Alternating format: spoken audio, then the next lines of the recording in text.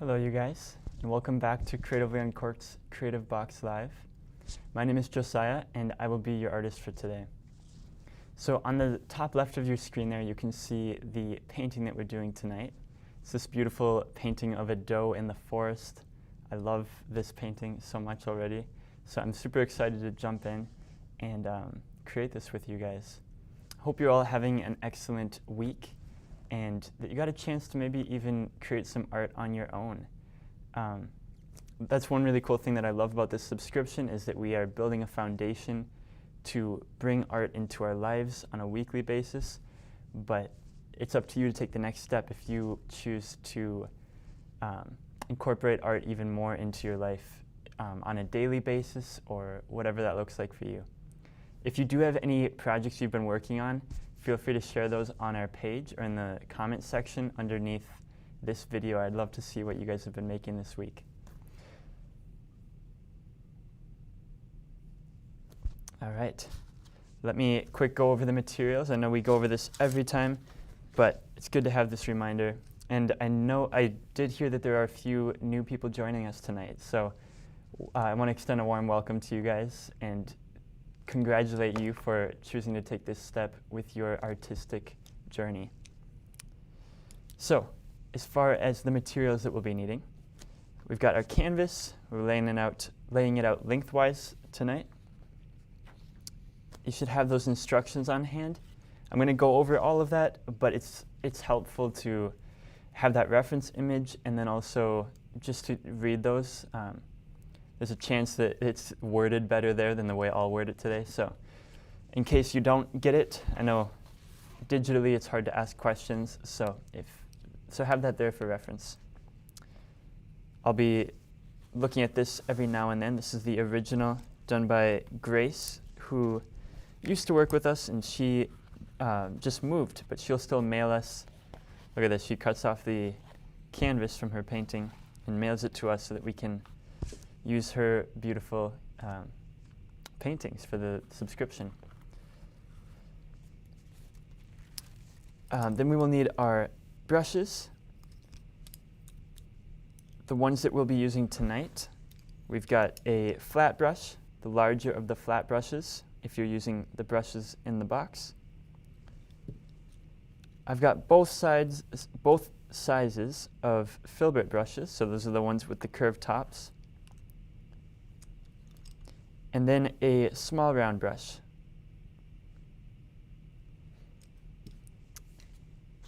We'll want a cup of water and a paper towel for cleaning out our brushes, as well as a painting palette.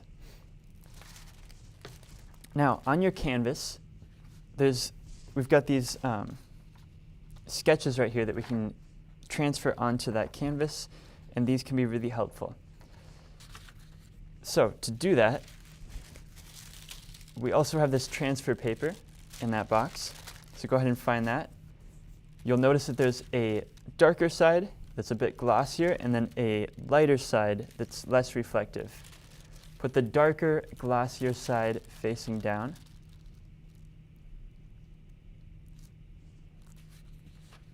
And then you'll don't press it, sorry. You will set the deer sketch on top. And then just use the back of a brush, or if you have something with a little bit of a finer point, that'll do even better probably.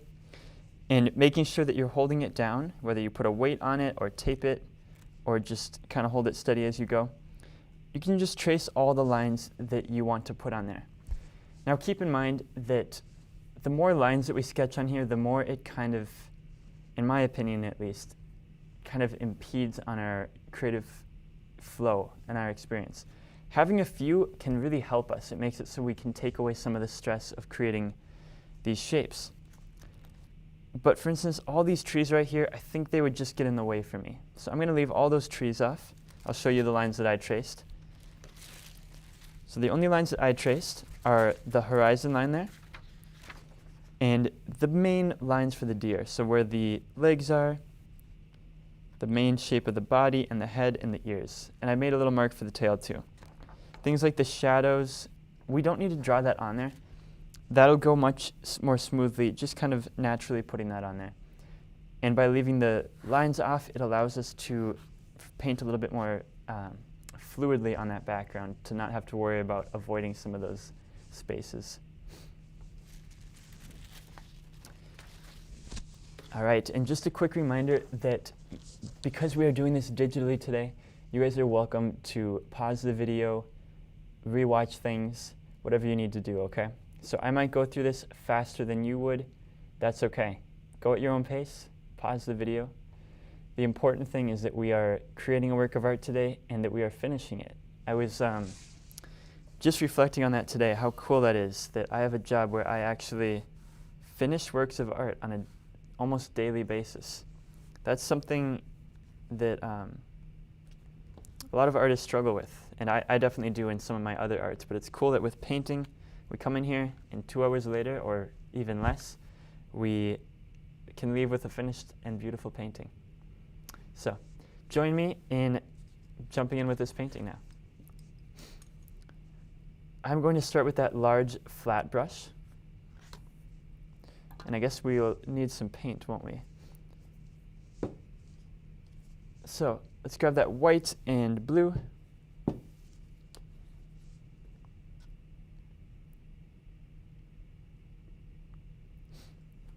Remembering that we cannot put it back into these bottles. Just take what you need.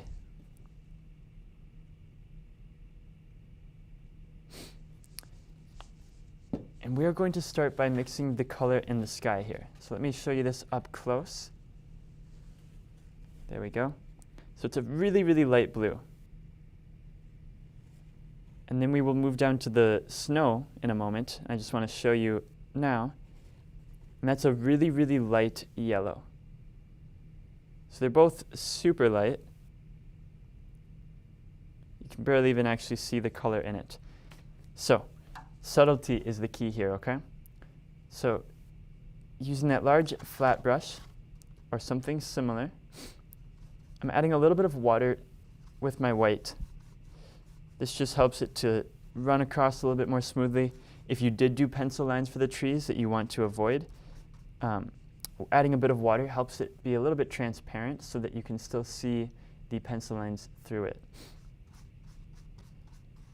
So we've got a little bit of water in that now, into the white.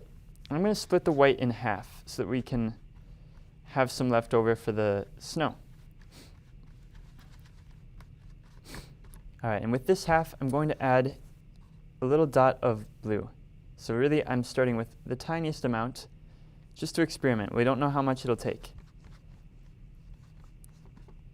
All right, a little bit more than that, but it actually is getting closer than I thought. So another tiny scoop.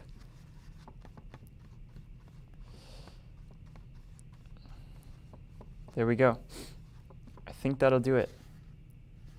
I know I say this every time, but I think it's always a useful, helpful reminder, a very freeing reminder. This is your painting and nobody else's, okay? So if you make any creative changes to it, I applaud you, okay? Even if at the end you go, oh, maybe that wasn't what I wanted to do. That exploration is key to creating art, okay? Giving yourself that permission to go in there and do whatever you want with it. So I'm just going to fill in the sky with this light blue, using plenty of water to help keep it nice and smooth. In things like sky, we don't want to show a ton of the brush strokes typically, depending on the feel that you're going for. If you starry night, we've got a lot of brush strokes in that sky.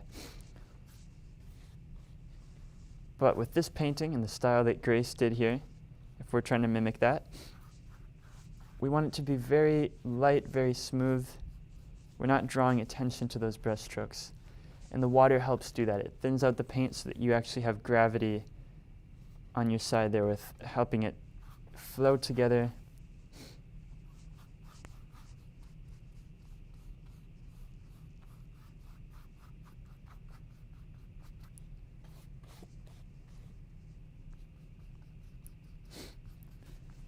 And of course, I always recommend carrying the colors over the sides, wrapping those around there.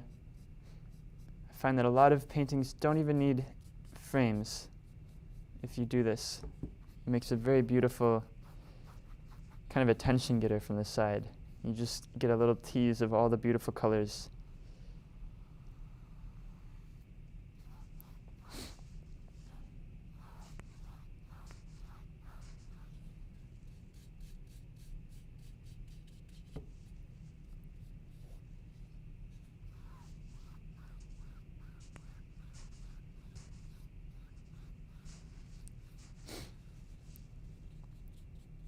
So as I was saying, it's so powerful, it's really cool that we can finish a work of art. That is a huge accomplishment. I think sometimes we undermine that for ourselves. Whatever you're creating, whether it's a pie or a painting or writing a card for somebody, these are all works of art. And the very fact that you finished it, that's so cool. Your expression can keep growing and can keep becoming purified and amplified. But finishing it, if it's not finished, nobody gets to see it, right? All right, we have that really nice light blue. Kept it so light so we can really appreciate the greens here and that really bright sky.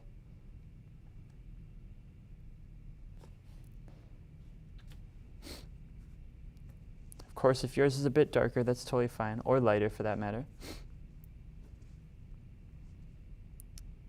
All right, and then just a quick reminder on what I have found over the years to be the best way to clean out a brush to maximize our use of this space. First, go over to your plate. If you have any extra paint on there, you can get it off on the side of the plate. That way, if we need that color later, we're good. Then you go to the paper towel, and then we go to the water. That way, we keep the water from getting too dirty, and we conserve paint. Thank me later.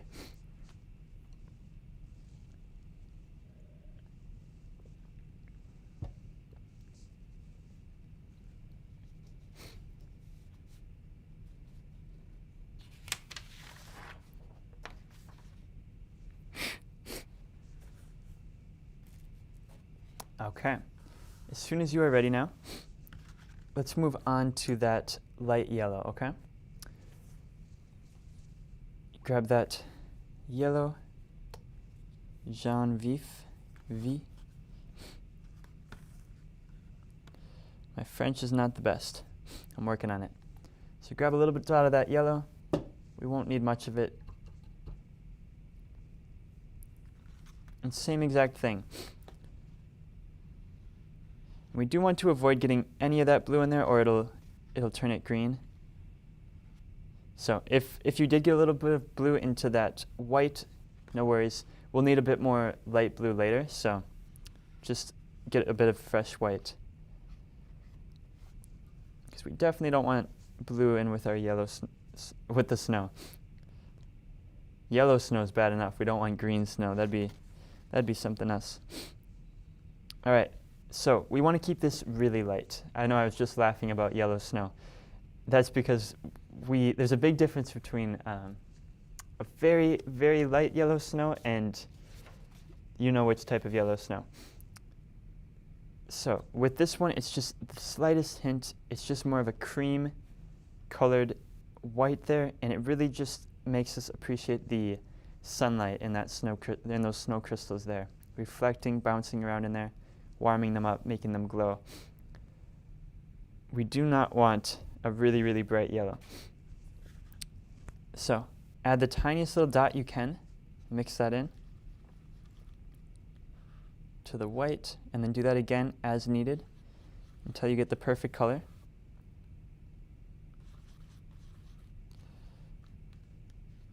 Whoops, I spilled a little bit of paint on there. That's all right. So I've got the color that I want there. It's a really nice light yellow. Let's go ahead and fill this in. If you sketched out your deer, be careful not to cover it up. But that being said, don't take too much time getting all the lines perfect. Those are just for reference. We'll get the perfect lines when we come in with the brown. So as long as you can still tell where the ears are and the legs, it's okay if you cover up just a little bit of it. And then we want to make sure that our lines, for the most part at least, are going horizontally. This just helps to sell some of that perspective.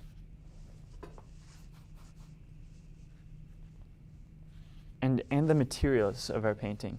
So the subtleties of the brush lines will help show that this is snow laying flat and not, for instance, grass growing vertically. So there's a difference in the brush strokes.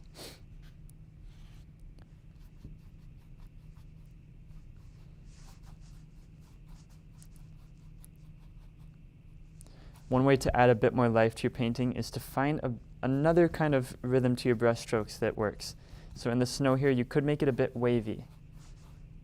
Add more motion to it. I think in my opinion, if you were doing that, you'd probably have to do that throughout the painting in other places for it to make sense. But it's your painting. You can find ways to get creative with it. Switch up your brush strokes.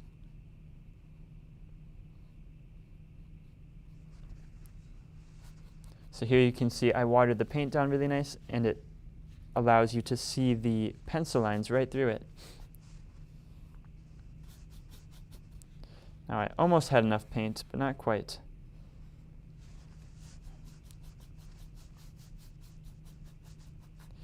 Let's see if I can do it.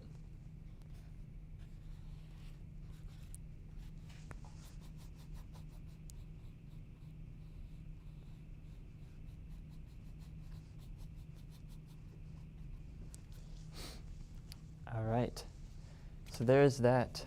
We've got our nice light blue sky and our kind of creamy snow. Carry that over the edges if you'd like. I'm gonna leave it, it's close enough. And then we will let paint dry for a minute, okay? My favorite part, everybody's favorite part. Let's let that dry for just a moment.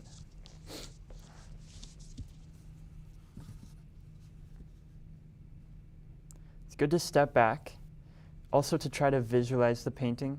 So just step back, look at that painting, and try to picture all those trees there. See if you can see that as snow in a woods, in a forest with the sun behind it and that bright sky. Does the sky seem bright enough to have that color yellow? These are the things to ask yourself. Kind of just imagine it and see if it looks right.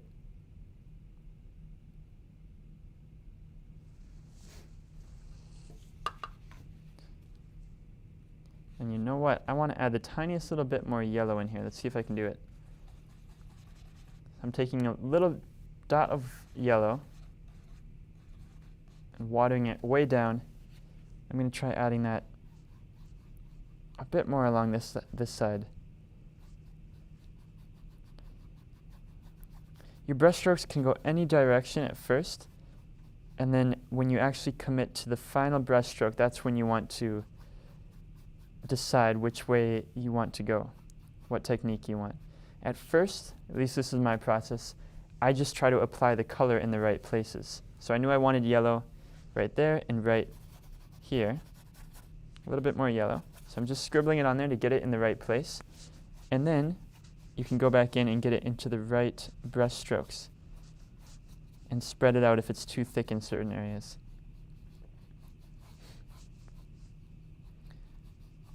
So when we talk about brush strokes, that's more of the final coat or the final line that you do. Before that, you can do whatever it takes to get the colors in the right place. So you can picture it as sort of something coming into focus. You know, you might be seeing shadows, highlights, and as it comes into focus, you see more of the detail and more of those lines. So right there, I was just adding the yellow where I sensed that there should maybe be a little bit more yellow in this area where it's getting more of that direct sunlight.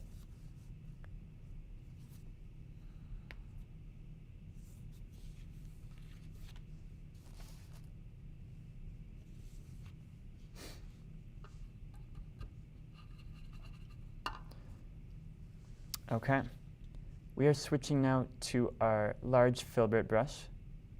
We're going to create some trees. We'll start with the yellow and blue. Let me show you real quick the trees that we're doing. It's kind of hard. It actually took me a while to find them. They're just right here. It's all the way along that horizon line there. we have the trees that are closer that we see the trunks for, and then we have this line of trees. That's what we're focusing on right now, is that line of trees. So it's darker right here and out here, and a little bit lighter in the center. There's also a slight variation in height. You see it kind of does this and then dips down and back up. I really like that dip there, actually. It's kind of the brightest area of the painting there, and it's where the light is coming from. It's really cool. The deer kind of feels like it's pointing towards it, like the neck. So that's sort of the focal point, or at least maybe the secondary one after the deer. I like it. All right. I was just oohing and ahhing over that painting. So we can take some yellow and add some blue to it for our green. Now I'm going to start with a lighter green. I know the instructions do this a slightly different way, but I think this makes the most sense for me. So we'll start with the lightest green that we would maybe want.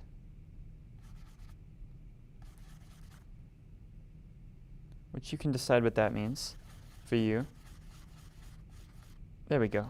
That looks about right to me. So I added a bit more blue to make sure it wasn't quite so vibrant and springy of a green. It just didn't seem quite fitting. And then we want to sketch in our trees. Let's keep them very short. I'm going to start in the highlight section here, which is going to be at the 1, 2, 3, 4, at the 1/3 mark, okay? So this is about where that highlight is, so this is going to be the area where those trees are the lowest. So we just go in there, and we can do whatever we need to really to make it look like trees.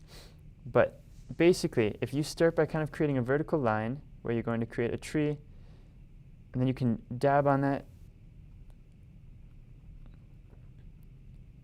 These can be any type of tree that you want, but the ones in the foreground here are deciduous, right? That's the word. They're evergreens, pine trees. So we can create pine trees back here. That would make the most sense to me.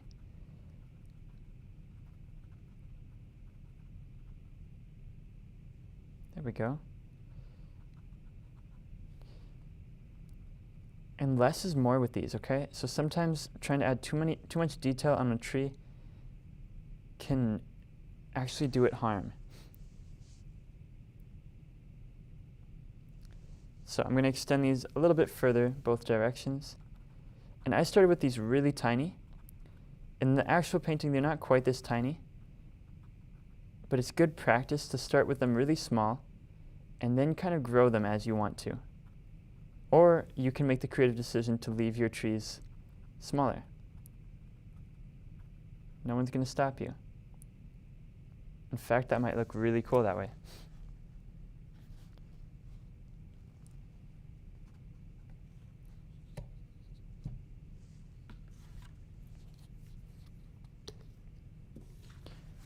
All right, I'm prepping for the next step here. We'll need a little bit of black and white.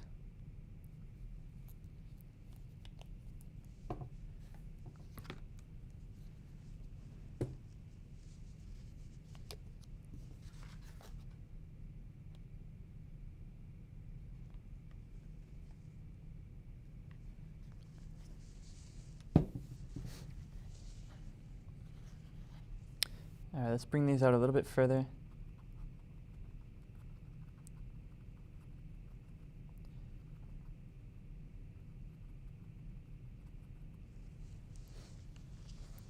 Notice I brought this one much closer so you can feel a lot of distance there.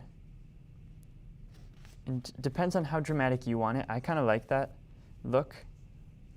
It definitely is going to be more dramatic. It's going to pull the eye in really to that section, which maybe we don't want. We'll see. You can make them a little bit taller if you'd like. All right, let's make a little bit darker green by adding another scoop of blue.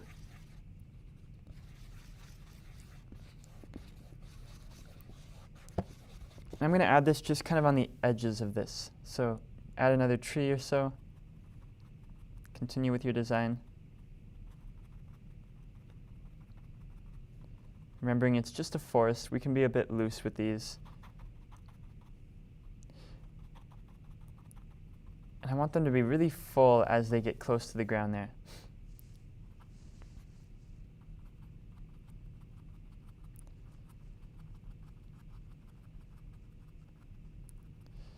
Now, before we get too far out this direction, let's make sure that we are connecting everything.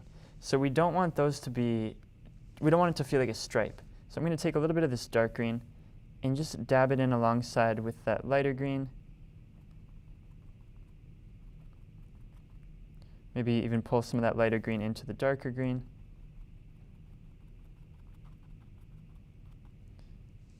And you be the judge of when it's the right amount, but it's just to help it feel a little bit more smooth. Like there is brighter light on those far off ones, but we don't want it to be distracting and we don't want it to look like it comes on sudden. Although sometimes in nature that happens, it's hard to always reflect that in a painting without it looking a bit forest maybe.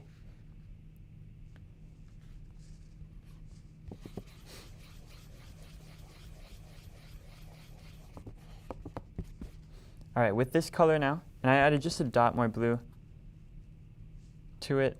I just wanted a little bit more of a blue tone. But we can now carry this all the way to the edges, both sides, and even over the edges if you're doing that.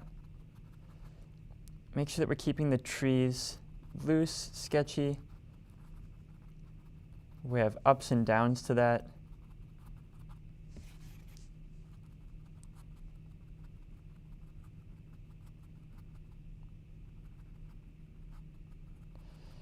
We don't want it to look like a picket fence. We want them to be spaced out naturally, different heights. I know these are in the far off distance, but it will make a big difference in the final painting if these don't quite look right.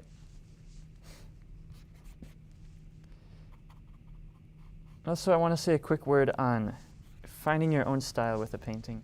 Your trees might look different if you're using a slightly different brush, or if you are using a slightly different technique, or even just slightly different colors. It's going to all, that's a lot of factors I just mentioned.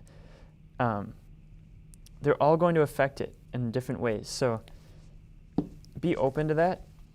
You be the judge of what looks good. So pay attention to what's happening and then kind of steer it gradually as that happens. If you feel like your painting's moving towards something that you really like, go towards it. If you're not so sure, that's when you can maybe start looking at where the issue is. Is it the color that's off? Are your colors too strong and need to be neutralized, mixed more and toned down a little bit? Are your brush strokes showing too much and distracting from the subject? These are the questions to ask. Because we do want our brush strokes, we want people to see, that's a good question. I'm asking myself now, what is the point of showing some brush strokes? I know some people don't try not to show any. They'll make photorealistic paintings that you can barely see the brush strokes. But if you look really closely, even at those paintings, you can normally still find the brush strokes. I think it's something I always appreciate actually a lot about a painting, is being able to look at it and kind of dissect it a little bit, to share in that artistic process, to see how it was created. Now notice I remixed my green, and so right here I have a slightly different color. That wasn't part of the plan, but I really like the way that looks. So we're going to keep that. In a lot of ways, as artists, we're just curators. We pick, if you're a musician, you pick up an instrument or something, and you pluck its string or hit it, if it's a drum. And if you like the noise, then you keep making it. And you figure out where it sounds good, what it sounds good with. As visual artists, we're doing the same sort of thing. What color and where should we put it? What brush stroke looks good?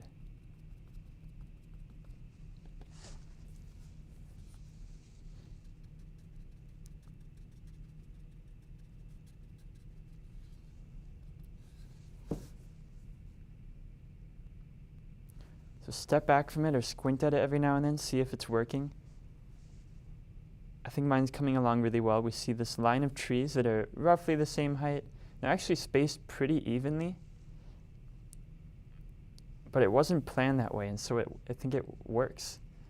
And then right here we see this part that dips away. There might be a trail, a ski trail or something, or a river. A river would be really cool. It'd be a cool addition to this painting, actually. Maybe trailing off like that. If you start seeing things in your painting that aren't there yet, you can add them. That's the beauty of this. You are the creator.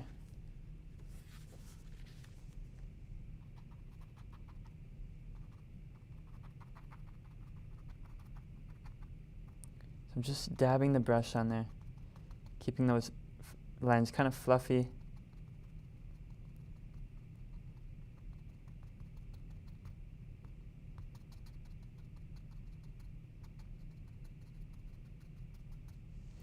It's important to, and I know this is kind of late to say this, but it's important that we find some spots where we leave a little bit of white coming through, or a bit of that sky. Probably not as much way down here at the bottom, but in that middle section, we don't want the sky to just disappear. We want it to fade away. Like right here is a good example. You see the sky, you see a little bit of it, a little bit less, a little bit less. And wrap these trees around the side to give the viewer a little peek at the beautiful forest.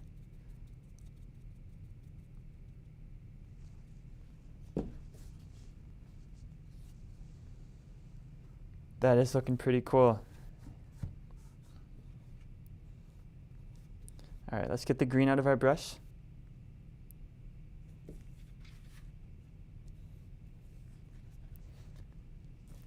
If you're worried that your trees are not quite dark enough, by the way, so Grace in hers added just the tiniest little bit of black to those trees. So let me quick show you what you could do with that. So with a little dot of black, we don't want to use a ton, by the way. With black, we want to be really careful not to overdo it when we're mixing it with these colors. It's all about the subtleties. So a dot or two of black into some of that green, and you'll get a little bit of a darker green. And this can be added along into those darker trees.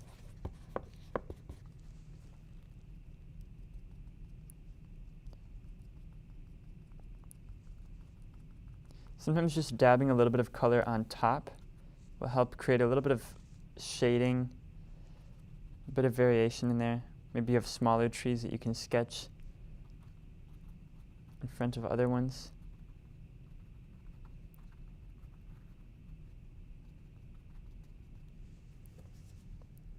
So that just added a little bit of texture, I'd say, to those trees. We see, and I'm angling it because it just shows a little bit better this way, I think. But like right here, you can see a bit of shadows that I just added along that tree. Right over here too. It definitely helps sell the idea that the sun is over here, that we're seeing the shadow side of these trees. But when you're all done with that now, we can be done with that green for now.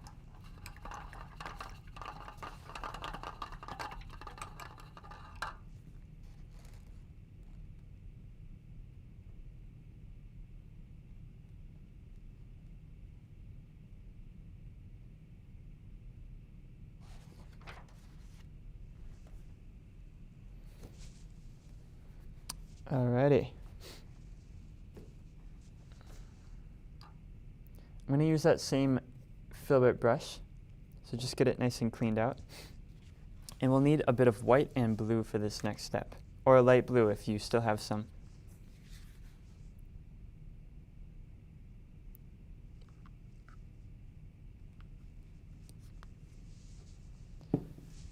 So we will be doing a few layers to the shadows of this painting.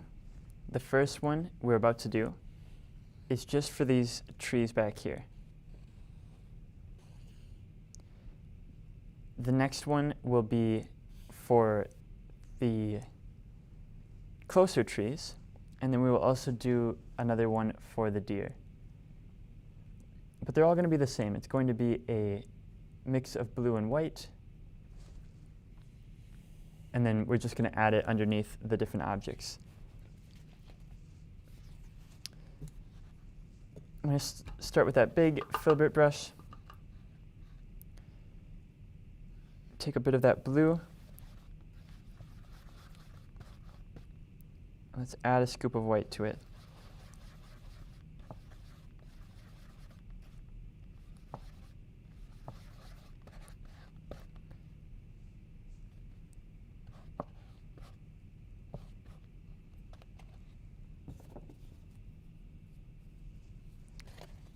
Grabbed the wrong brush. So we want the filbert one, the curved top one. It just makes it a little bit easier.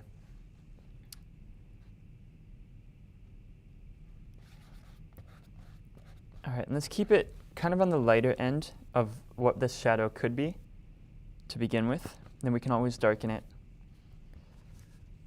Okay, so what we're going to do is hold this brush horizontally, so the blade of that brush is going left to right, right to left. And we can just run this across with these little short brush strokes.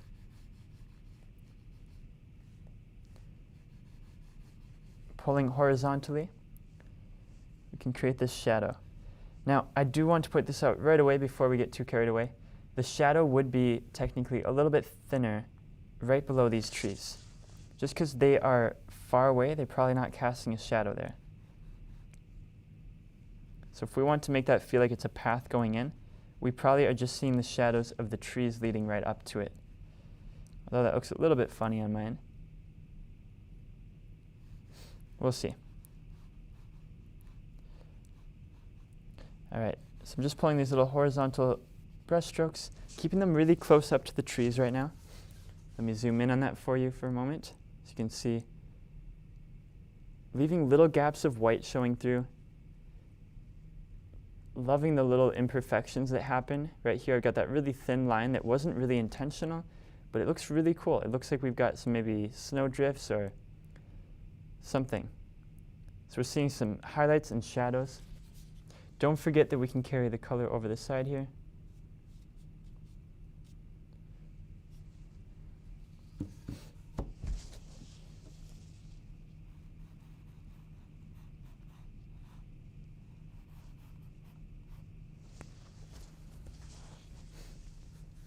Now right here, something interesting happened. I pulled the blue in actually into the trees, but now what it looks like is that these trees are maybe a little bit closer. We've got that kind of line where it comes in, which is super cool. I actually love that.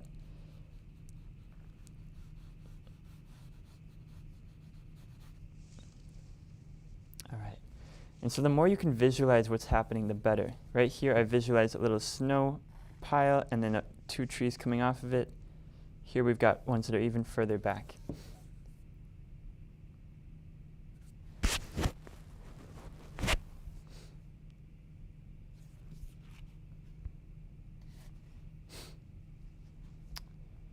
And it looks like Grace brought these down a lot further. Although the way I'm doing this, it might not make as much sense. I'm going to bring it down a bit further still.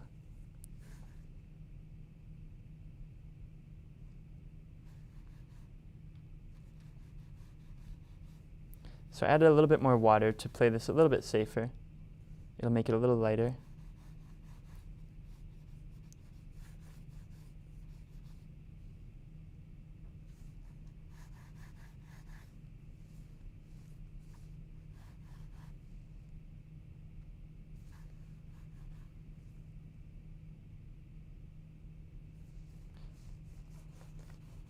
There we go. I'm still pulling these horizontally, making sure we're not creating too many patterns in there. We want it to look free. Kind of pile the snow up in a few places, make it scribble a little bit.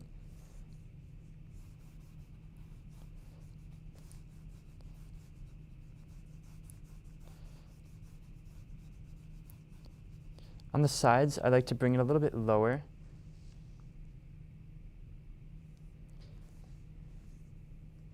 So we got a little bit of a V.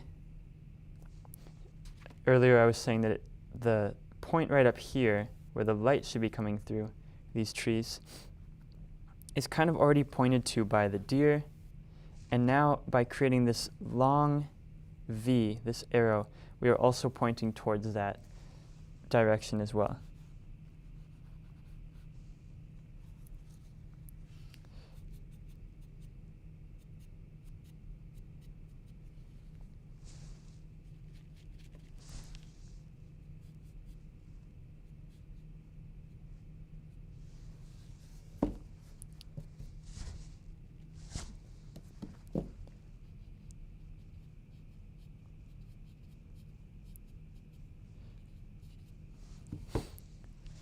So this is a bit of an exploration. My painting, as pretty much all of them have done in this subscription, and these Creative Box Live paintings, it's branched off a little bit from the original, and that is part of the fun, you guys. But basically what I'm noticing is the main difference is that I'm basically showing it from a little bit tipped more like that, if that makes sense. So my shadows are going to be a little bit different. It's a bit more, this is maybe a little bit up above, like we're seeing the deer from higher up. But anyways, those are all subtle details.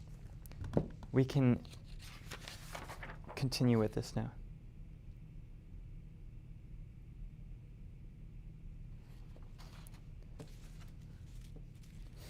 Okay, so we're going to get back to our trees. With these near ones, we want to add these trunks, these really long trunks. Let me show this again. So we've got these really long tree trunks. One cool trick, by the way, if you do feel like you want to add them on from the sketch, is to let the painting dry fully and then just transfer it like we usually would, okay? I think if you are going to do that, now is a better time than at the beginning. But what we're going to do now is mix a bit of blue and yellow again. So if you have some green, that'll do actually. Although we can save that green for later. We'll need it again. Let's use some fresh yellow and blue. And this time we're going to introduce a little bit of red to it. Now this will make brown. We've got our color wheel here. Color wheel. All right, we've got our blue, our yellow, and our red. So those three, they create a triangle there. We can create brown from them. So get yourself a color wheel. It helps think through different things.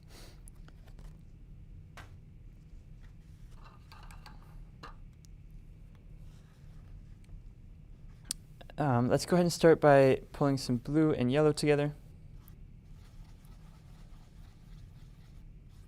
to get a green, and then add a little bit of red.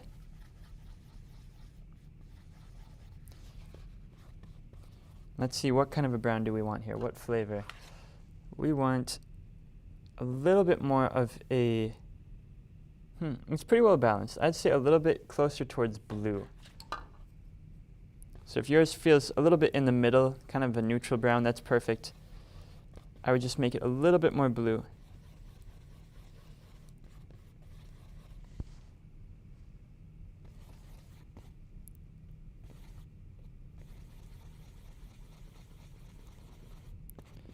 So mine is feeling a little bit too green, so I'm trying to add in a bit more red, which would be the opposite.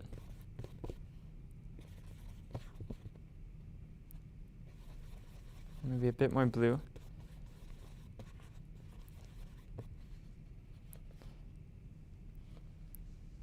All right.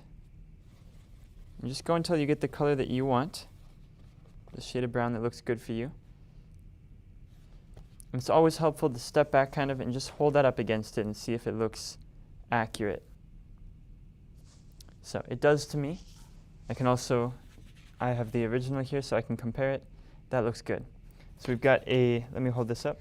We've got a brown right here that's maybe a little bit heavier in the blue, but pretty well balanced in the middle of browns.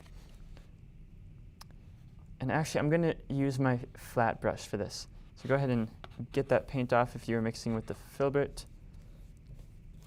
And we'll switch back to the flat brush.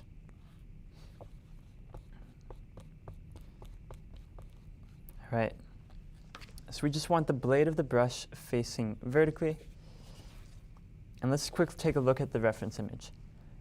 Notice, all of the trees are facing straight up and down. There's no twist to them, no branches coming off. It's just a straight line. So it's very simple, but it'll also be a little bit difficult just because we're trying to keep those lines so straight. So let's start with some of the main ones. I want one that's going to be right next to the feet here. Keep your line really thin so that you can make changes to it if you need to. Chances are it's going to be a little bit wobbly at first. So it's good that you can come, if you do it thin, then you can come back in and change it a little bit. And now I know I just said that these are all going to be perfectly straight, but perfect is always hard. So let's say imperfectly straight. That's more like it.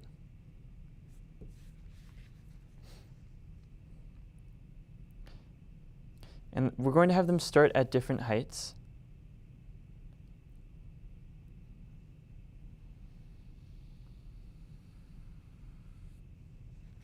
Keeping those lines really thin, remember. We can come back then and thicken them up on the second go.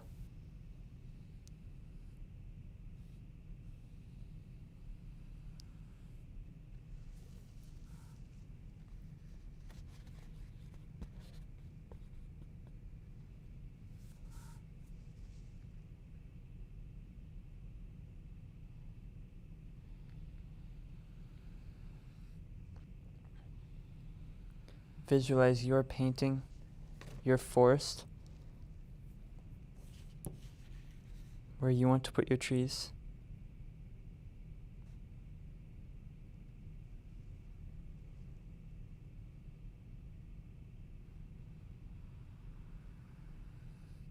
And then commit.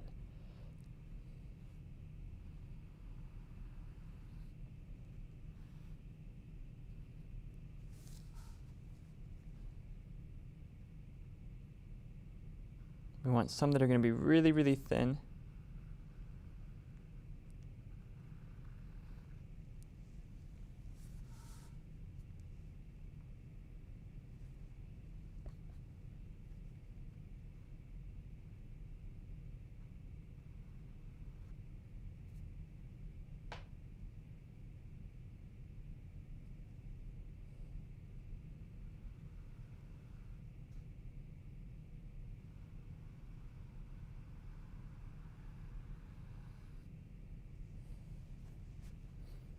There we go.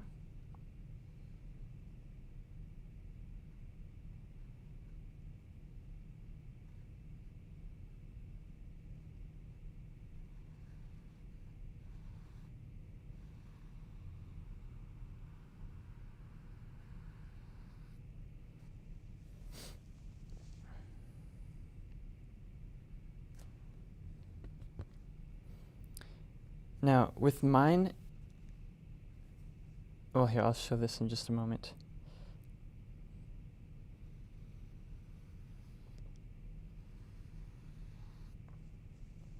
Okay, so with mine, I think I made the angle of the painting a little bit different. It's in the shadows mostly, and the heights of the trees a little bit. I changed the painting a little bit. So if yours is looking similar, one thing that I'm going to do to kind of adapt it and make it make a bit more sense is to actually pull all the trees, or to compress them a little bit, okay? So we want these ones to come down a little bit further. They're all going to get dragged in and kind of flattened a little bit. If you picture, well, here I can just show you, the top side of anything becoming flattened as it goes like that. So I want the trees to kind of become closer together to change the perspective here and kind of adapt it to the change that I've already made in this painting on accident. So I'm bringing the trees down a little bit.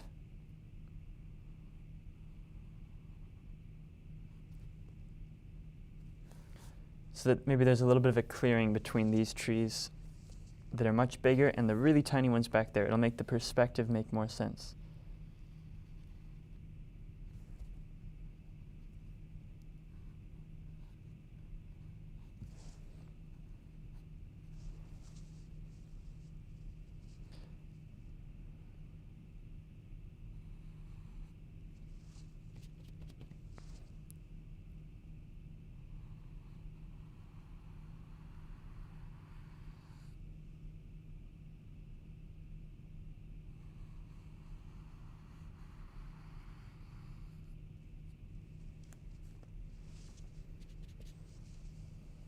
All right.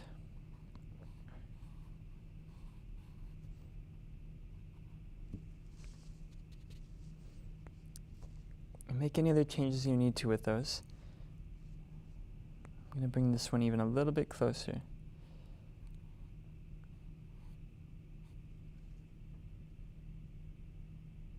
There we go. This looks much more fitting for mine, having that little clearing behind that.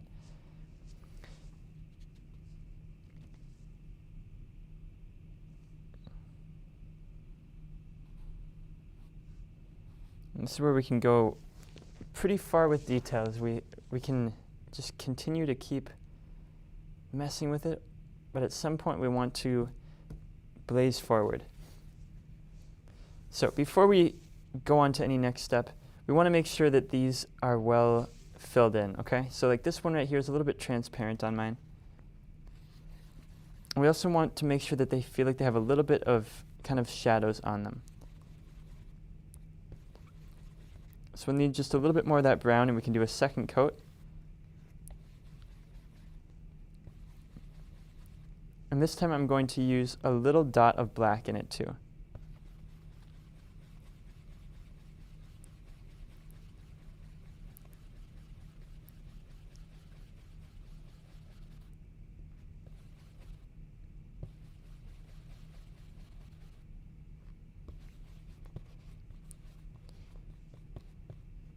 All right, let's go back over these.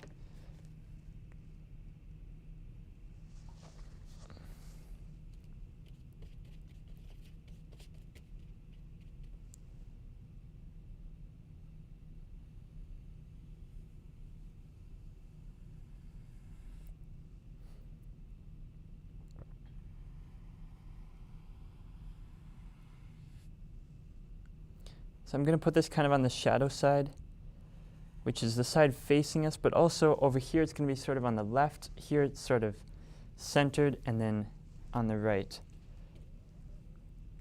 Just keep in mind where that sun is coming from, that sunlight.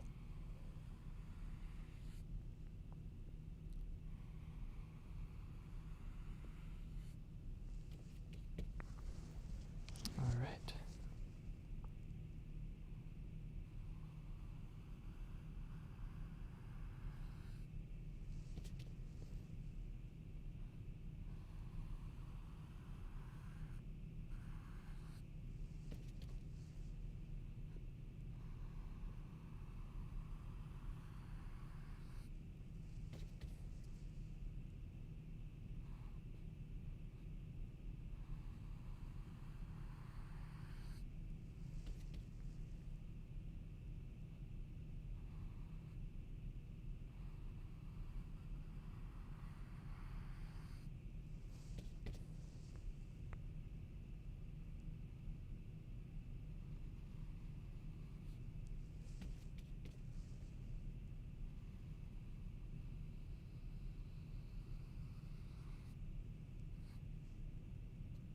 So here's an example of something that could go wrong for you. I totally did that on purpose just to illustrate this. So right here I got it too thick on the top. Hakuna Matata. Let's go back in now and just thicken it down here. And voila. We just have a thicker tree. All right, that took a bit longer than I thought it would. But we got those trees now, the trunks, where we want them.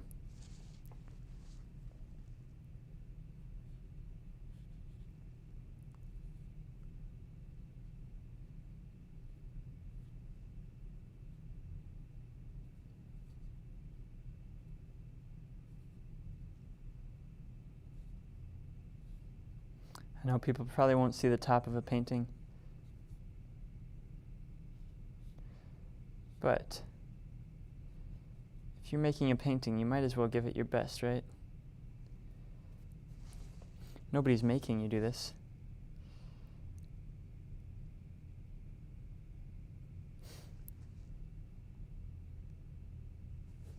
Okay.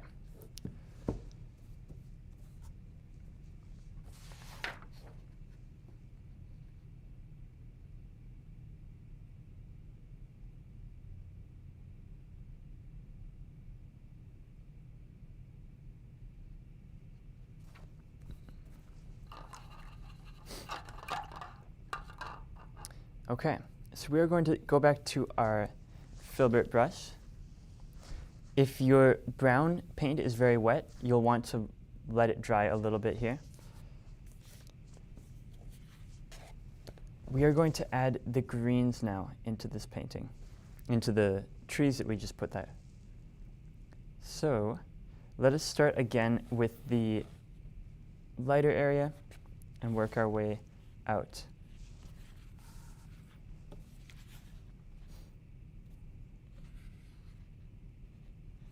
So I want some yellow and a little bit of blue.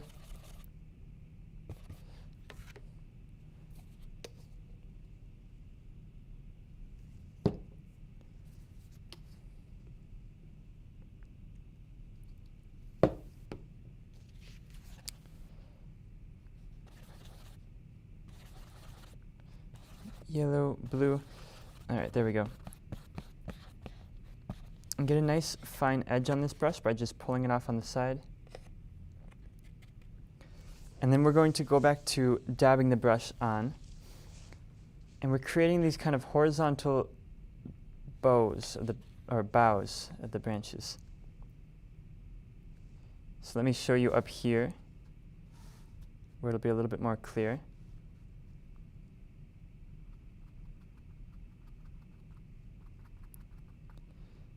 So just like that. And we want to create a whole lot of these.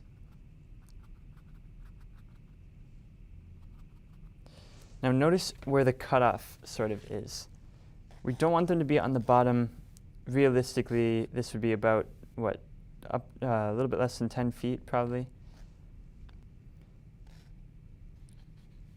So we want the green to be much higher up on this. Not growing, the branches are not growing too close to the ground.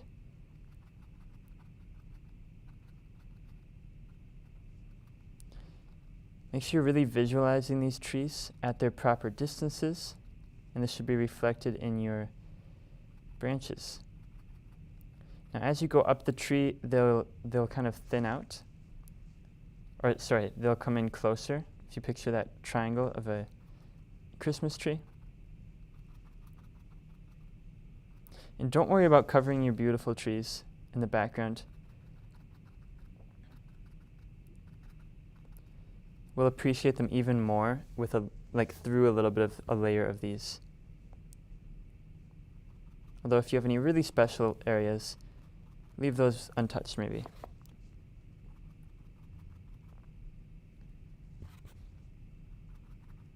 And I like to jump around between trees. I know some people will do one at a time. But I find adding a branch here and there, it allows the painting to kind of breathe and create itself a little bit more. You allow that space for it to change. Maybe this branch I just added, I initially thought was part of this, but maybe it turns out it's part of this. That is yet to be decided. The painting might steer a different route than I think.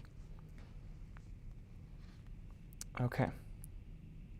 Now, let me add a little bit of white into some of this green here. Just for a few really light ones. So right here, we don't see that branch very well. Let me add in a little bit of this lighter green. So we're going to add some of this lighter green right alongside that other one that we just were using. In places where that one's already showing up just fine, maybe we don't need to worry about it. Any spots where you really wanted to have it overlap over the tree trunk, this will help it cover a little bit better too.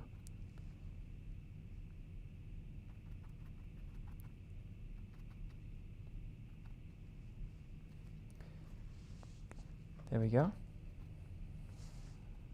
Just going to spread out the love a little bit here. Add a few branches on these other ones.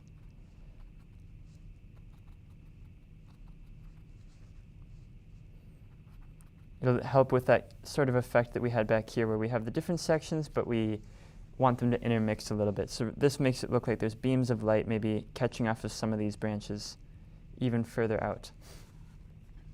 So the light is dissipating. Okay. Now we can add in a little bit more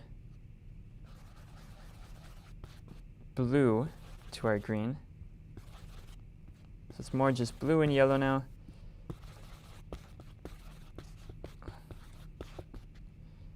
A little bit heavier on the blue. And let's jump right back in, continuing at the edges of where we left off. So right around here and here, we'll continue with these branches. Just lightly dabbing that brush on there.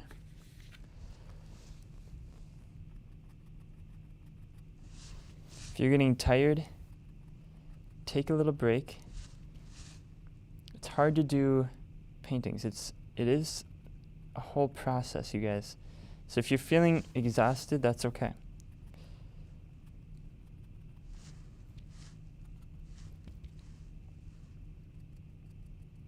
We can have some branches higher up here. But yeah, we definitely want to take breaks if we need it. I think it can do us more harm than good, actually, if we force ourselves to create art. Because art is not coming from a place of, or good art doesn't come from a place of putting pressure on oneself. So make sure that you're feeling free enough to rest if you need to. Go stretch out.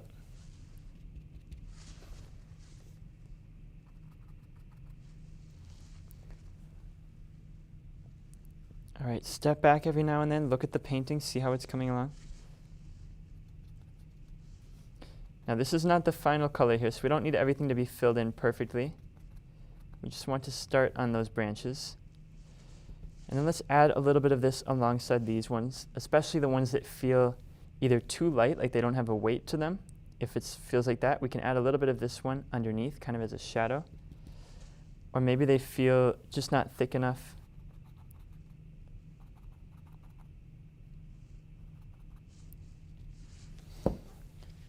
All right, I'm gonna go a shade darker now with a bit more blue.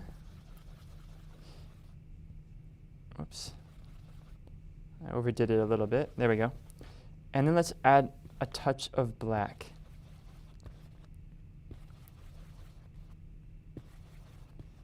All right, I think that'll do it. Got a bit of a darker green now. Let's start in our darker areas with that to make sure it's looking good. All right, I can dig that.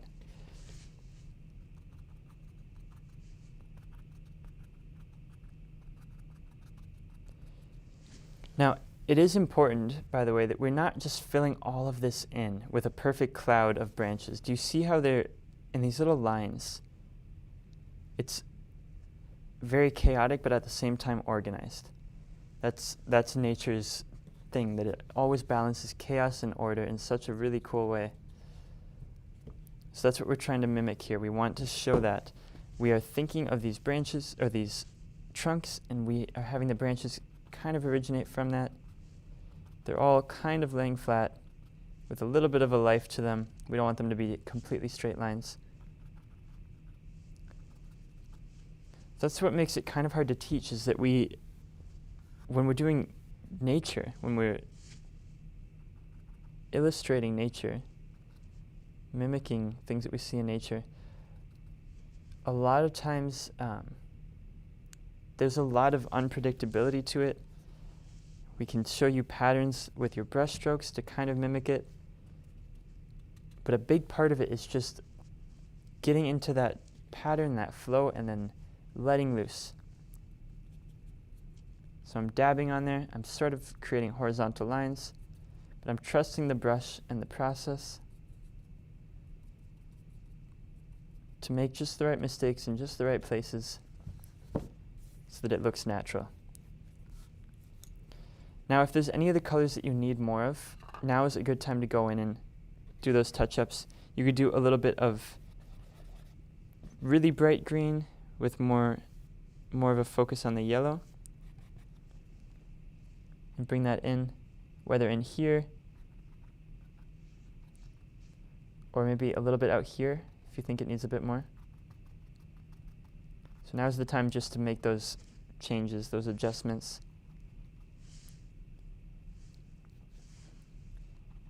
And find those personal preferences too. Do you really like the color yellow?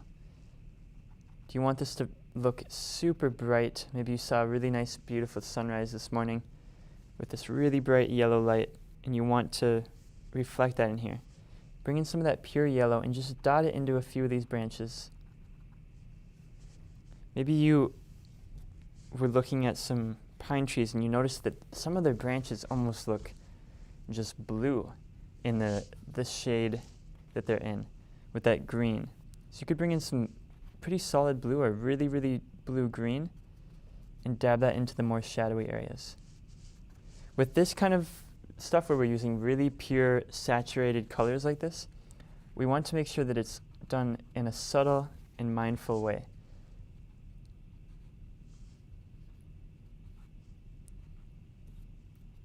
Of course, right after I said that, I went in with a lot of blue there.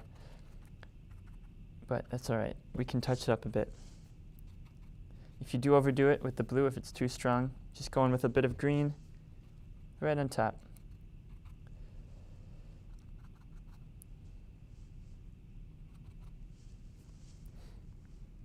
Maybe you need a little bit more black in there to make it really feel super dark in some of these spots. You're the artist, okay? You get to decide now, which colors do you want to bring in more of? You've got the darks out here, the light in the middle there.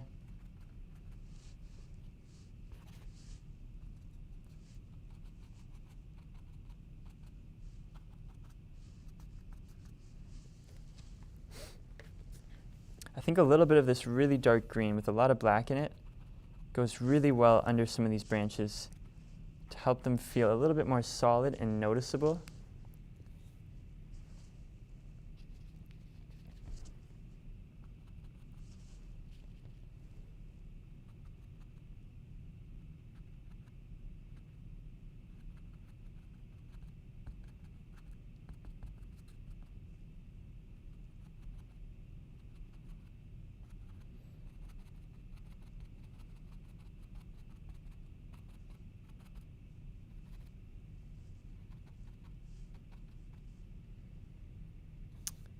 Okay, so that is looking about complete for me with those branches. It's pretty crazy with all those branches going on. You can always add more if you need to.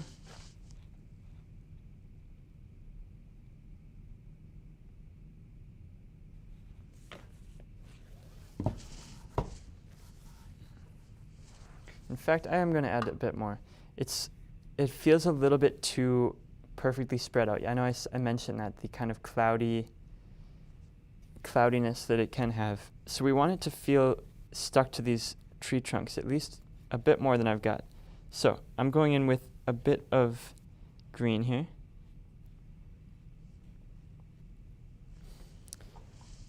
And I'm going to really focus this time around on fixing that issue that appeared on mine, of having the branches feel very stuck to these trees, originating from them. So I'm going to pile them up a little bit more just around the trunk. You can fill it in with more small branches and jump around from tree to tree so that we're not overdoing it on one.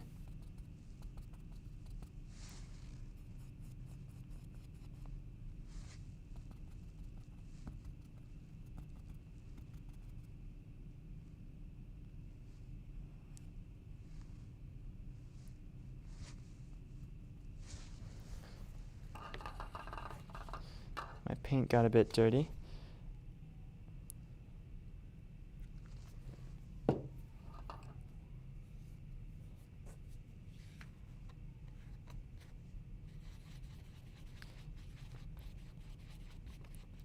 All right, here I've got a pure green.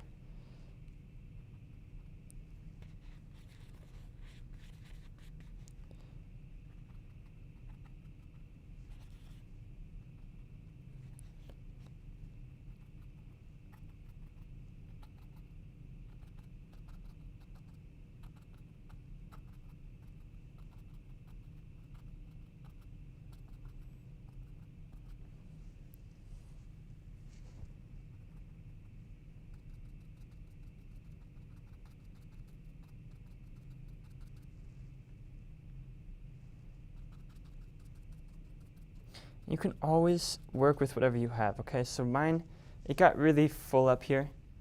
I'm going to have to roll with that and just make this all a little bit more thick, and it'll have a slightly different feel. It'll feel like these trees are really tall up above us here, and then we're seeing like the underside of them a bit more, which I'm cool with. But if we tried to fight against that and make that a really light area, that'd be very difficult and would leave us with a painting that we're probably not super satisfied with. So at some point, it's important that we're tuning into our painting and really rolling with the punches. So right here, it's much thinner. Over here, I've got it much thicker now. That's the route that my painting went. All right, I'm adding a bit more of like a really light yellow-green into some of these to help it show up a little bit better.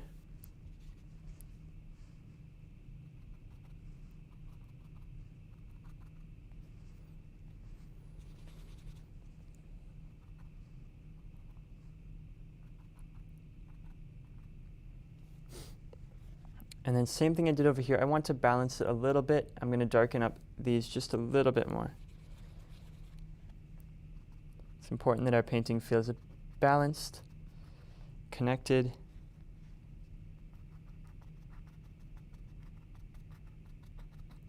It's going to be a little bit darker, a little bit thicker.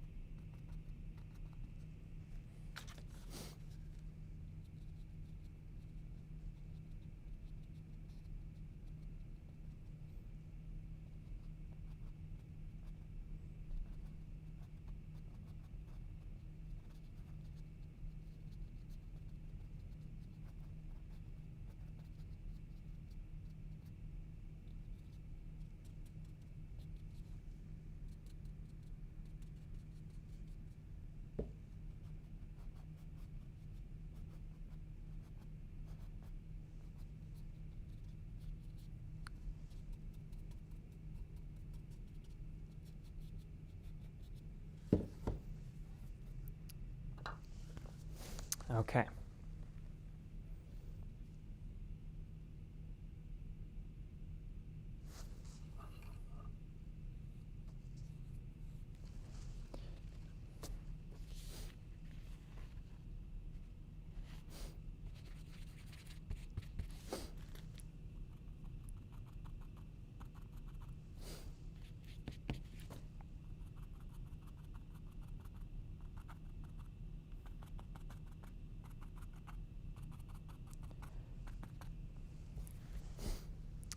I could probably mess with that forever. I'm going to keep moving, though, with the painting. So, going over everything we just did there, I know I got kind of quiet. What we had going on here, we started in with kind of a medium green, and we filled in a lot of the trees in the center here with that. Dabbing the brush, keeping the lines horizontal for the most part. As we went out, we darkened it up with a bit more blue and then even a touch of black to get the trees really dark around the sides there. And then I went in with some highlights, a bit of white with the green to lighten up some of those areas, and thickened up the trees as needed. It feels a little bit messy in here, if I'm going to be honest, but it definitely feels like a forest. I think I'm being a little bit too critical of the painting. There's our example. Grace did amazing. Mine's a little bit different. Okay.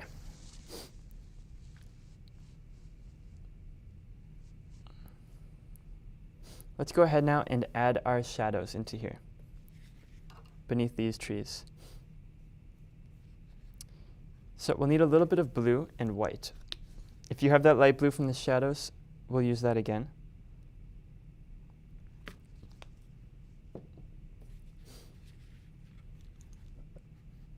And I'm using my small filbert brush for this.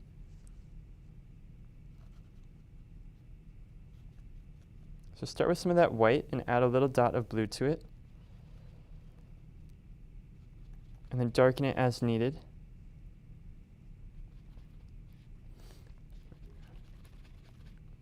I think that'll do the trick for me.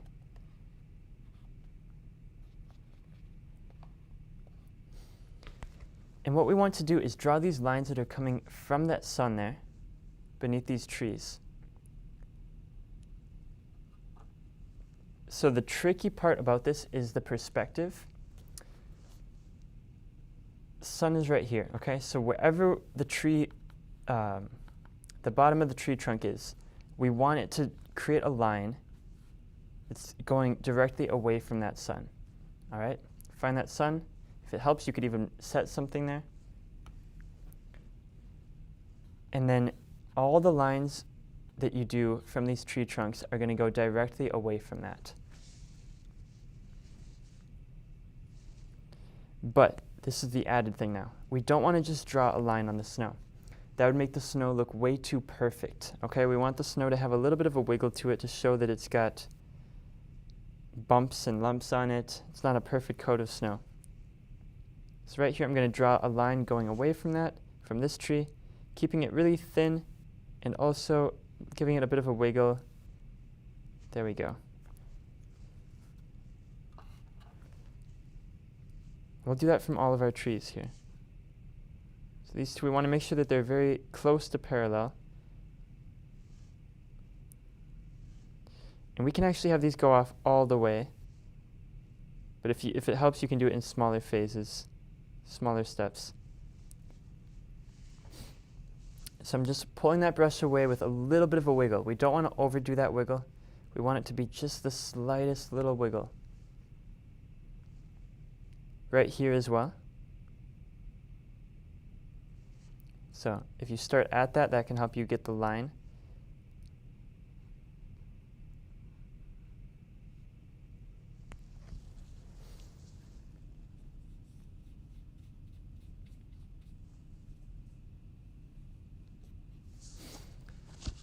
All right, so this one right here is directly beneath the tree, so the line is actually going to come straight down here.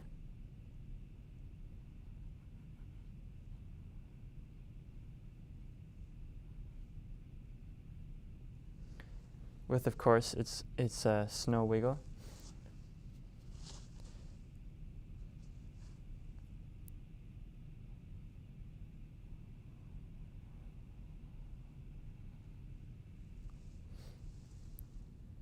And just trust that these are going to go just right if we are looking at that and just drawing a line straight away. It might not look right to your eye at first, but with all of them there, it's going to really work, I promise. Now, I should have probably done this one a little bit different, but that is going to be what it is.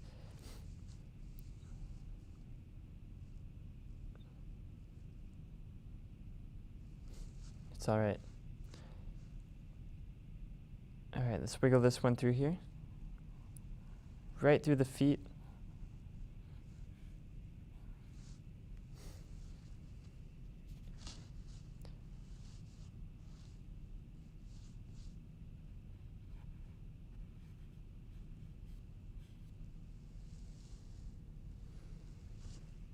So keep going with that.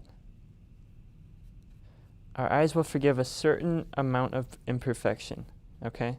So make sure you've got the angle pretty close, but there's a bit of a wiggle room.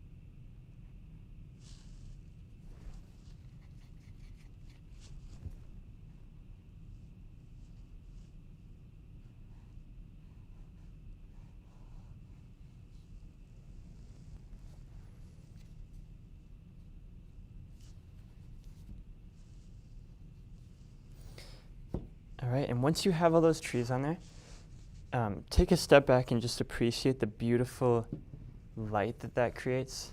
It's really cool. And then we want to go in now and add in the hints of some branches, okay? So let's take a look once again at the reference image here. We've got some really cool things going on. We've got some spots where you can just do dashes or dab a little bit off to the side of that line. We've got some spots where we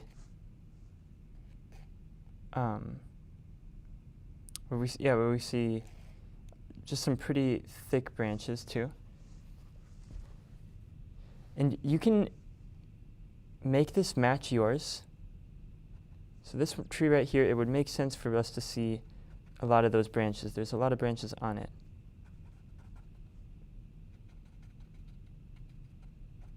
This also gives you a chance, and I love these, a chance to hide any little spots that aren't quite working.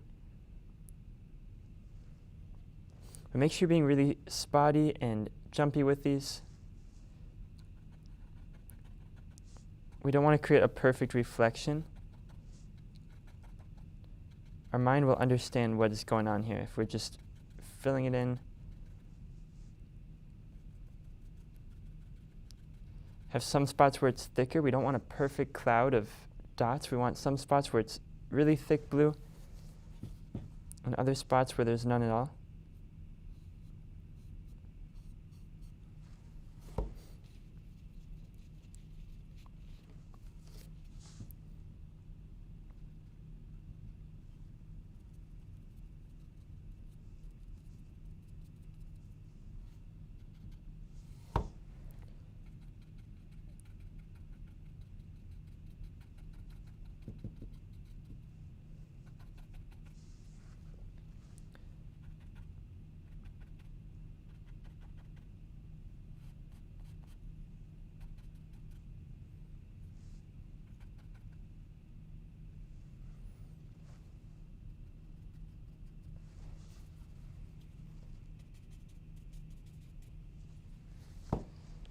All right.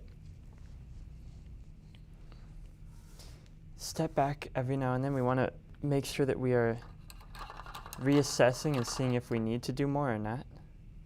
I think this is looking awesome.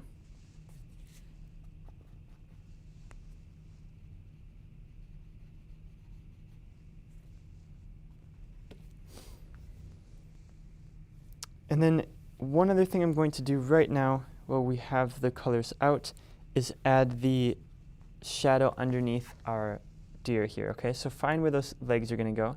We got 1, 2, 3 spots, because these two are together. And let's just add those wiggles on there. You can make these a little bit darker than the rest of them.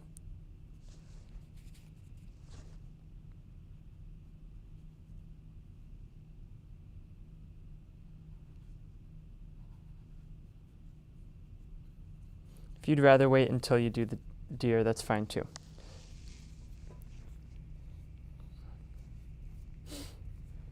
Okay, we are ready now to get started on the deer, okay?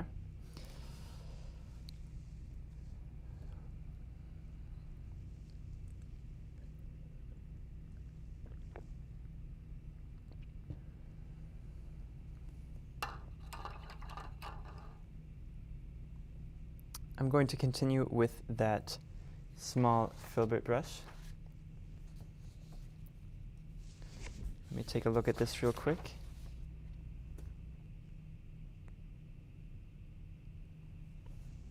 Okay, just wanted to double check the colors there. So we are doing the same thing we did before with the trees. Red, yellow, and blue. I need more blue.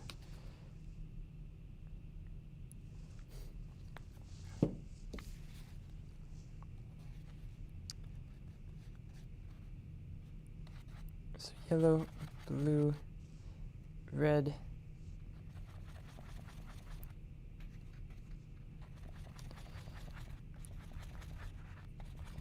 I want to create a brown with this. Now the key to this deer color is that we do need to add a little bit of white to it.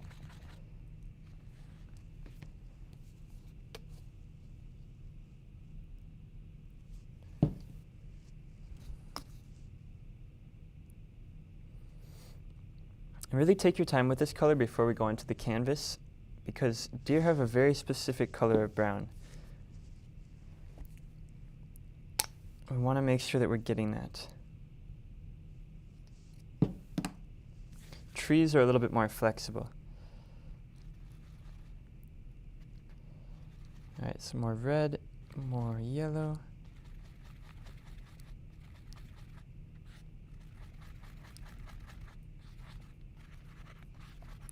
Getting closer, let's see. It's a little bit too pink.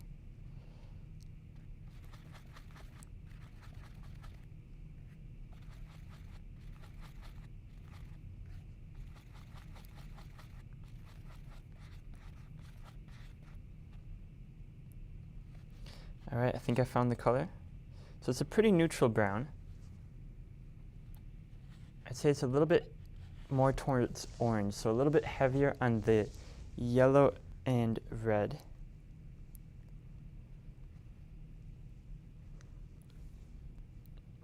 And let's start with that color just as it is, okay? We're going to fill in the whole deer here.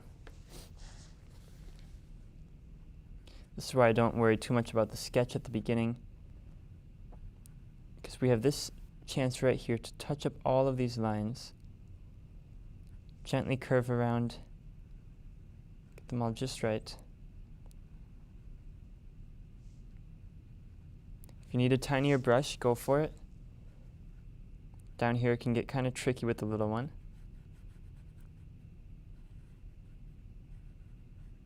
Or you might want an even smaller one.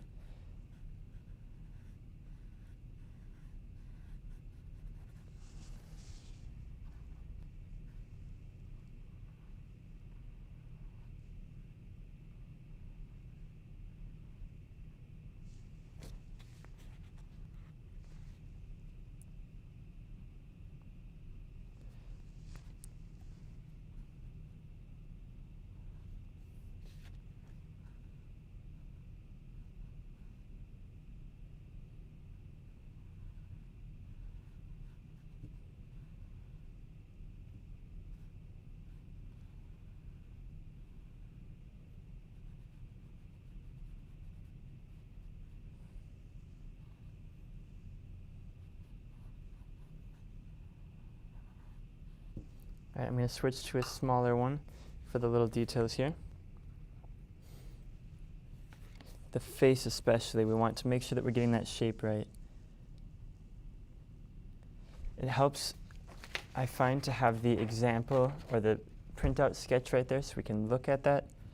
But we also want to be tuning into our own knowledge of this and what's happening on the canvas.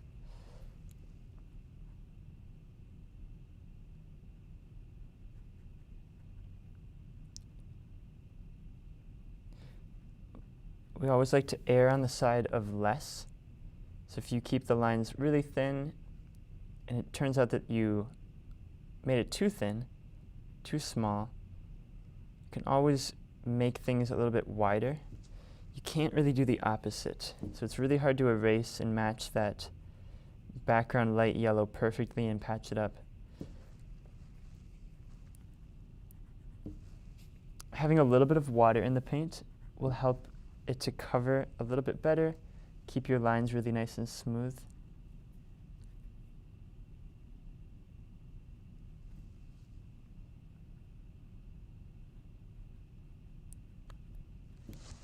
All right, so we have the shape of the deer there. Looks a little bit funny right now because the legs aren't really separated here, and this one's a little bit thin probably. Although deer have very thin legs.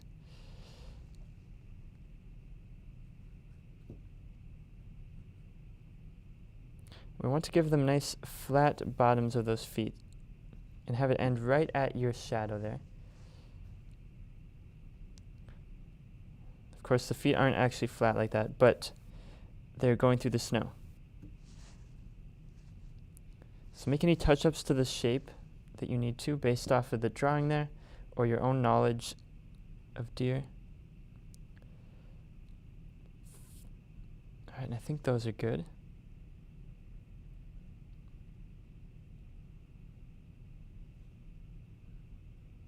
Although these legs can come down a little bit further because it's walking away from us and turning back to look at us. Okay, so now we can add, and this is a really good process for doing any subject, really. We did the main color of it. Now we can add shadows and highlights, okay? So let's go ahead and mix a highlight color first. I'm taking a little bit of white, adding that to some of the brown. I'm going to add some highlights along a few sides. Let's do both the cheeks here.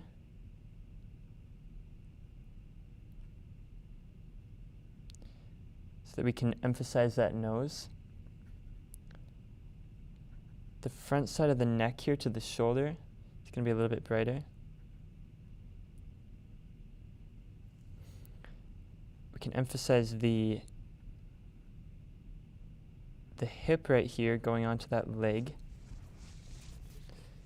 Remember, a little bit of water in that will help it to kind of blend with what's already on there.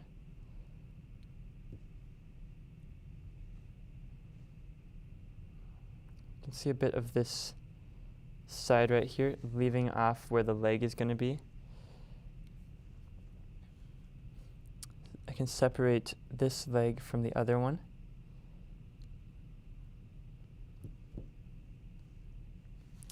And now what I want to do is smudge those in a little bit. So the highlights look a little bit too strong. So what we can do is take some of that original brown now and blend it right where they meet. So we're just going to kind of continue that.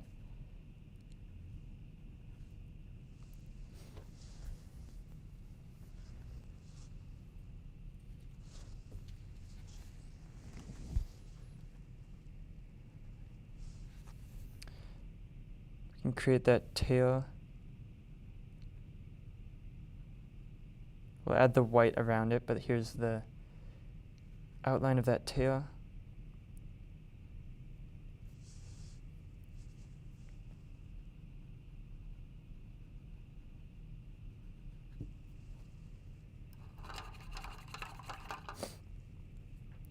And with a subject like this, where it's a living creature with a lot of detail on it, I tend to actually jump around between different steps, okay? That's just because for me it seems like it's a lot of back and forth and a lot of really letting it kind of shape itself. So if we add some highlights, then we go in and add some shadows, we sometimes see the shape come through a little bit more. It becomes more and more 3D the longer we work on it. So I'm going to take some more of that brown and add in a little dot of black to it.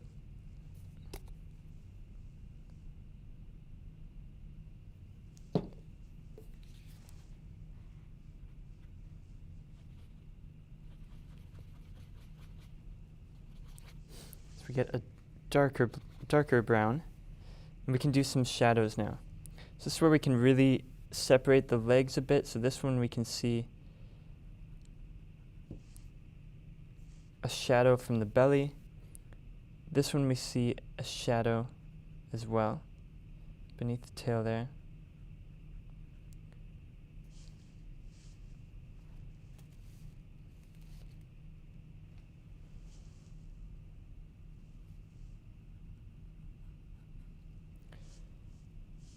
The undersides of the ears. And actually the top of the head here going down towards the nose a little bit. And these are all subtle.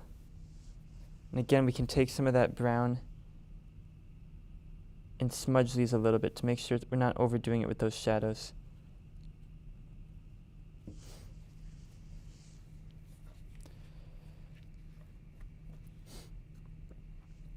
All right, and now I'm actually going to go in with the strong colors, the white and the black, and then we can make any other changes we need to in there. So let's start with the white, just solid white, tiny brush. And let's go ahead and add the tail in. So it's just going to be these little dots or dashes to make sure it looks nice and furry. Coming back like that, and then up again along the back side here.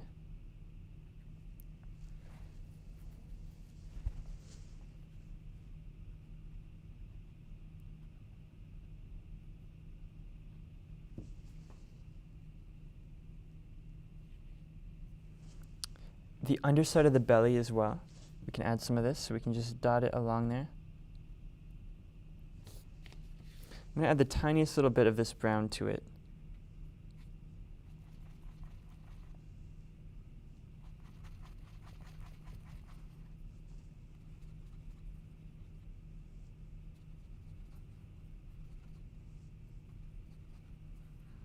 There we go.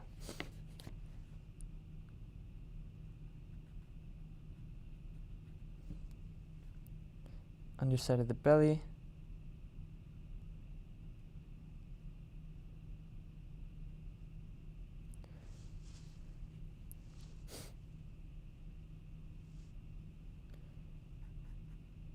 The underside of the neck right here, and so we can really show where that head is.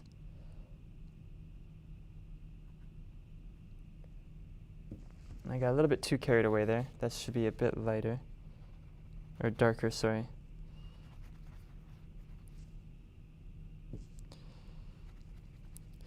So the more you can kind of flow between the different colors and work on it all while it's still wet and blend it together, I think the better. Makes it a bit tricky to teach it.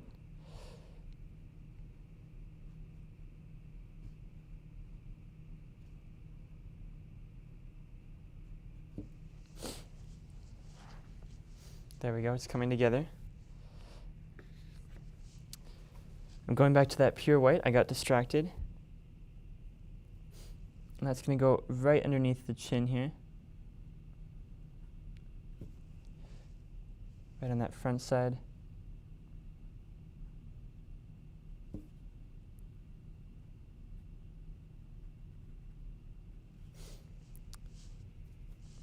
And I'm going to add a little bit of that into the ears.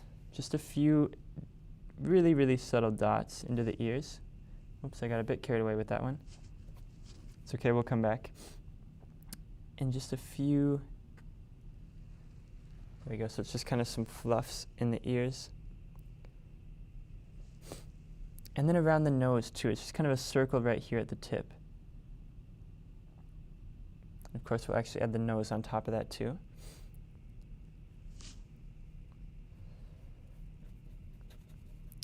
All right, let's add the nose and eyes, and then we'll reassess. There might be other things that we need to do.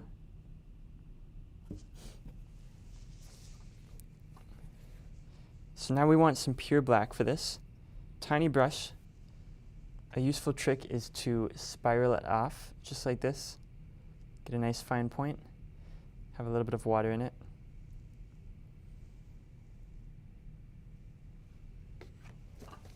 And let's go ahead and add the nose on there. On the bottom side of that white dot that we added. And the eyes, which are about halfway up the head.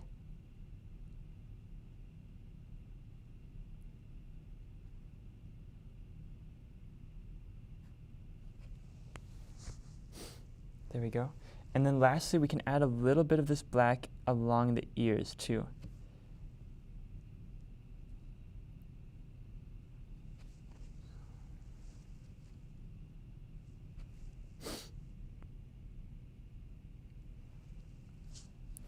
All right, and then if there's any other spots that need more definition on it, the shape of the face on mine is not quite looking right. I'm going to touch that up.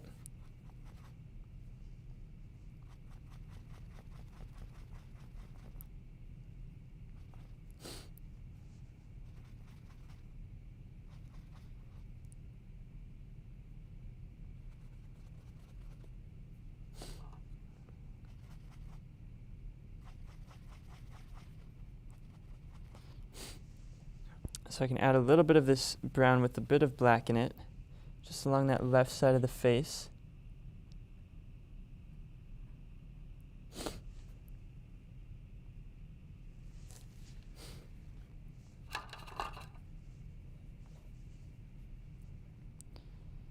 Now I'm finding it's very useful to have a large amount of this brown from the beginning and separate it more cleanly. I definitely did not do the best job of that. Mine kind of all got muddled. There we go. So we got a nice dark brown. I'm going to add a few more shadows into it. So right along the left side of the face here, let's darken it a little bit more. You can keep your lines a little bit fluffy.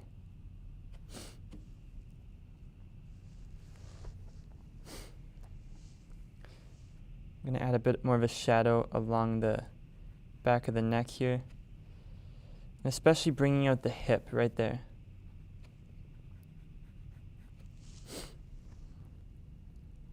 There we go, it's looking closer. I need a few more shadows, I think. If you squint your eyes, that's a really good way to see where you might need more. It's like on mine, the tail right here really doesn't look like there's a curve on it, like it's on the back of this. So I want to add a little bit darker there on half of the tail.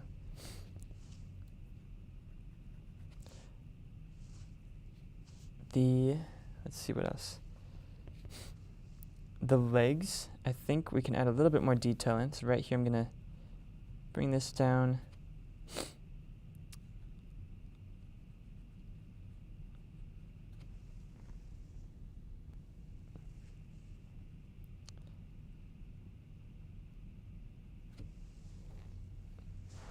All right, I know that was a lot there, and it's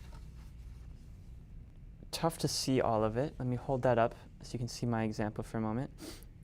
So I think Grace did it better. There is a lot of detail, a lot of things that can change the way it looks in just really subtle ways.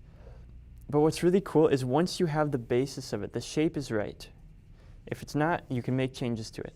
Once you have the base, it's just about going in and continuing to do touch-ups and continuing to play around with it. Although we are at the end of our time, so I'm going to call it a night. I want to thank you guys for painting with me. I hope you had a great time. I hope you learned a bit about yourself as an artist. And I hope you had a beautiful painting as a result that you can hang up or give away as a gift. But yeah, I really hope that you learned something from this. I know it can be a little bit difficult. I'm going to be honest, this was one of the more difficult ones that I've done at the studio in general. So if you felt pushed, that is all right, okay? I felt pushed by this painting, stretched to new limits. There's a lot of subtle shading in there. There was a lot of detail. And whenever we're doing animals, I think they're a little bit easier than people because we're less familiar with all the shapes of them. But whenever we're doing living things, animals and people, it can get tricky, okay? And it can get a bit frustrating. So thank you for your patience with that. Feel free to keep working on that, okay? If you let it sit, come back tomorrow and make a few touch-ups. Maybe there's some shadows that look too strong, or some of the white areas look too strong. Or maybe, like on mine, I realized the curve is not quite right. It should be a bit more round on the top.